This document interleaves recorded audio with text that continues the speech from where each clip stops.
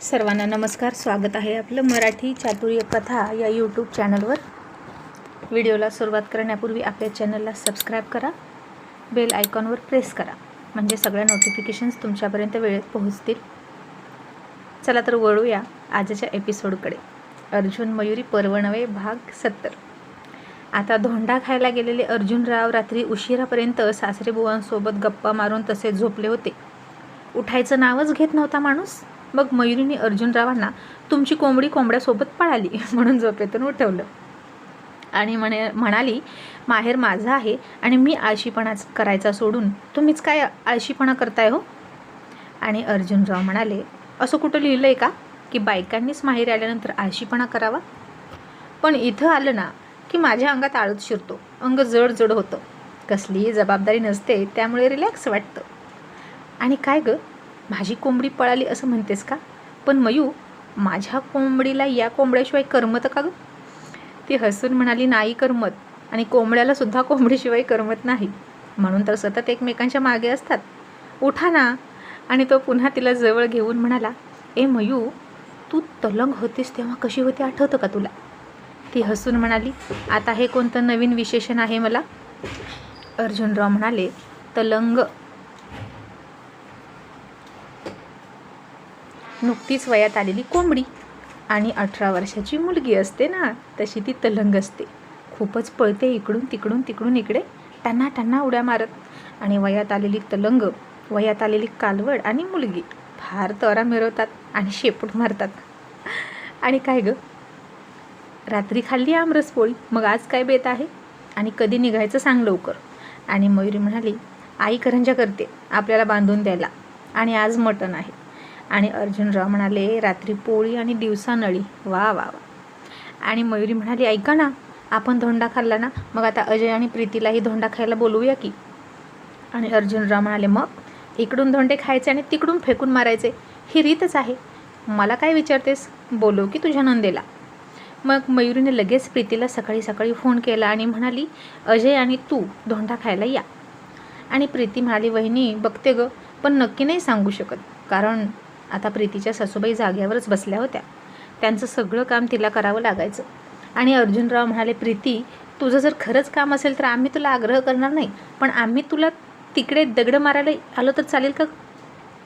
आणि मयुरी तोंड वाकडं करत म्हणाली, हे असंच असतं तुमचं, सतत तिकडे जायचं, त्यामुळे ती इकडे येत नाही. अहो, माहेरच्या घराला माहेरवासिनीचे पाय लागलेले बरं असतं. आणि अर्जुन म्हणाला, जसं काही तुझे पाय सारखेच लागतात तुझ्या माहेराला, तू पण वर्षातून कधीतरी येतेस. आणि ती चिडून म्हणाली, गप्प बसा, तुमच्या फायद्याचं करते मी तर मलाच बोलता का? आणि अर्जुनराव म्हणाले, किती ओरडतेस गं, मला ना फसवले तुझ्या माहेरच्यांनी, गाईचं गुण सांगून वागीन दिली माझ्या हातात. मयुरी चकित होऊन म्हणाली, तुमच्यासारख्या बंडलबाज माणसाला कोण फसवणार? आणि अर्जुनराव, तुम्ही कुठे आला होता माझे गुण विचारायला? तुम्ही तर मला पळवायला आला होता. आणि काय हो, तुमच्यासारख्या वाघाला तरी गाईसारखी बायको आवडली असती का? आणि तुम्ही कोण आहात, गोगलगाय आहात का? असं म्हणून तिनं त्याला उठवून अंथरुणाची घडी घालायला सुरुवात केली. त्यानं पुन्हा तिला पकडली आणि ती म्हणाली, सोडा, मला करंजा करायच्या आहेत.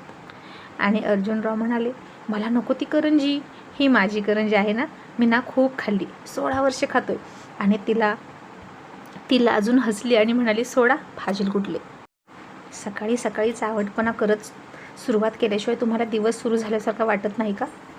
आणि त्यानं तिला सोडण्याऐवजी आणखीनच घट्ट पकडली आणि तिच्या ओठांकडे बघत म्हणाला, मग आपलं असंच असतं.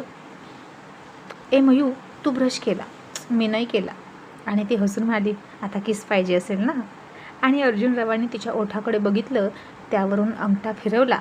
तसं तिला दुखलं आणि ती म्हणाली, अहो जरा बघत तरी जा ना. तुम्हाला बघू काय झालं? तर तिच्या ओठांना जर आला होता आणि आता ओठात ओठ घेऊन चोखत चोखत त्याची किस घ्यायची अडचण झाली, कारण डीप किस केल्याशिवाय अर्जुनरावांचं मन भरत नव्हतं. मग आता तो तिला सोडत नव्हता. इतक्यात त्याचा फोन वाजला आणि मित्रांचा फोन म्हटलं की बायकोला झिरो किंमत. आणि तिला सोडली आणि फोन घेतला. आणि आजच्या कॉलचा मालक होता अभि, आणि तो म्हणाला, माझा बर्थडे आहे तर यावेळी मी तुम्हाला पुण्यात पार्टी देणार. आणि चैतन्य म्हणाला, ए अभि, असं काय करतोस यार, इकडे कोल्हापुरातच दे ना पार्टी. आणि अभि म्हणाला, नालायका, मी सतत तिकडे यायचं का? ते काही नाही, यावेळी तुम्ही इकडे या, नाहीतर राहू द्या, माझा बर्थडे नका साजरा करू. आणि मी प्रत्येक वेळी प्रत्येकाच्या फंक्शनला येण्याचा प्रयत्न करतो, मग तुम्ही नाही येऊ शकत का एकदा इकडे? आणि अर्जुनराव म्हणाले, ए असं नाही रे, तू बोलवशील तिथं येऊ, पण तुझा बर्थडे करायचाच. चैतन्य तू गप्प बस, त्यानिमित्तानं पुणे फिरून होईल विथ फॅमिली आणि मस्त गेट टुगेदर होईल. चैतन्य मला तसं नाही रे, इथे सुट्ट्या हव्यात ना, त्यासाठी बोलत होतो. अर्जुन, सुट्टीची ना तुला गरज, ना सचिनला गरज, ना राहुलला. तुम्ही तुमच्या मर्जीचे मालक. आम्ही दोघं सरकारी जॉब करतो, आम्हा दोघांना सुट्टीची गरज आहे म्हणून म्हणत होतो. आणि अर्जुन म्हणाला, काढ रे, सुट्ट्या काढा. आणि चैतन्य म्हणाला, बघतो. आणि मितालीला म्हणावं, तुझं निमंत्रण तू दे मेघाला, मी नाही बोलणार तिच्याशी. अर्जुनराव म्हणाले, का रे, पुन्हा भांडलास का बायकोसोबत? चैतन्य, यार कमी भांडणार, बायको गोळ्या घालेल बरं का. आणि चैतन्य म्हणाला, ती कसली मला गोळ्या घालते, पण आपलं माझ्या डोक्यावर ओझं नको ना. तुमच्या मित्रासाठी आले मी रजा टाकून, हे सारखं ऐकायला लागतं. हल्ली बायको 1,00,000 रुपये सहज देते, पण रजा म्हटलं की चिडचिड करते. पैसे दिलेले बोलून दाखवत नाही, पण रजा टाकून आलेली बोलून दाखवते, कारण तिच्या माहेराला जाताना मी रजा टाकत नाही ना. आणि अर्जुनराव हसून म्हणाले, माकडा, मग तू दोन्हीकडे समान न्याय दिला पाहिजे, तिकडेही गेलोच पाहिजे.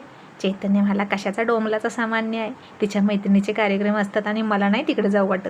तिच्या वडिलांचं काय नसतं रे, ते माझे मामाच आहेत, तिकडे मी जाऊ शकतो.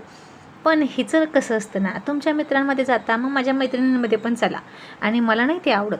आपली गँग सोडून मी दुसरीकडे कुठे मिसळत नाही. आणि राहुल म्हणाला, अगदी बरोबर, आपलं पण तसंच. आणि सचिन म्हणाला, माझंही तसंच आहे, मी नाही कुठे जात आपली गँग सोडून. आणि शेवटी अभि म्हणाला, मग येणार ना तुम्ही सगळे पुण्याला? आणि एकदाशी सगळ्यांनी डन केलं. आणि अर्जुनराव उठले, फ्रेश झाले. मग रात्री पोळी खाल्ली होती, आता नळी खाल्ली. सासू सासऱ्यांनी छान पोशाख केला दोघांना, आणि करंज्यांची शिदोरी बांधली, आणि स्वारी पुन्हा निघाली घरी. आणि अर्जुनराव म्हणाले, मयू, तुझ्या बाबांनी कपडे दिले पण शिवण्याचे पैसे नाही दिले. आणि मयुरी म्हणाली, काय हो तुम्ही पण, आता मी कशी मागू त्यांना, मला लाज वाटते. तुम्ही शिवा की, नाहीतर राहू दे तसेच.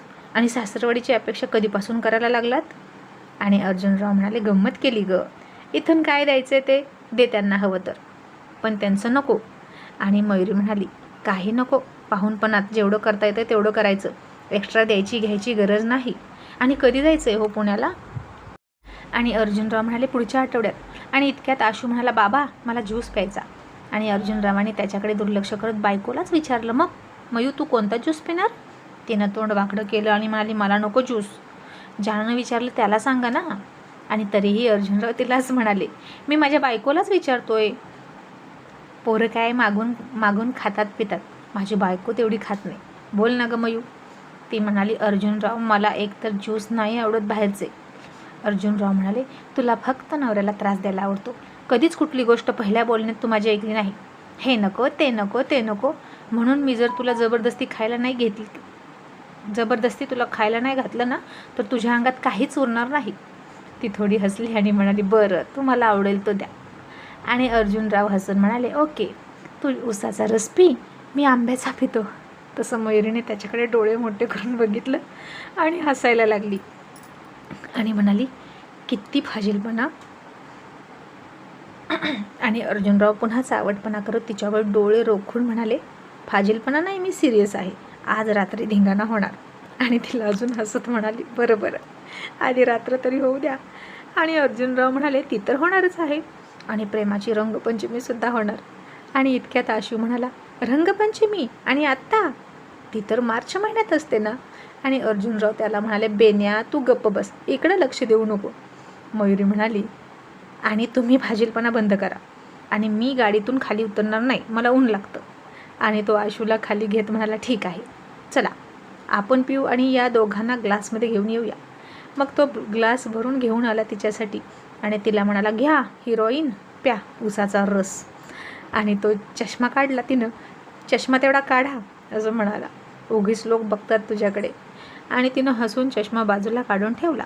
आणि ज्यूस पिऊन ती म्हणाली, आहो तुमचा उसाचा रस छान होता बरं का.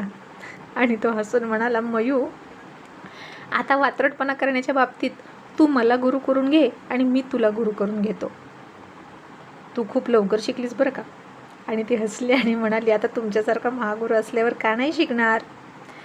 आणि मग पुन्हा प्रवास सुरू झाला. मग संध्याकाळ झाली आणि ती म्हणाली, भूक किती आहे तुम्हाला, स्वयंपाक करू की नको. आणि अर्जुनराव म्हणाले, मी सासूबाईंनी दिलेली करंजी खाऊन झोपेल.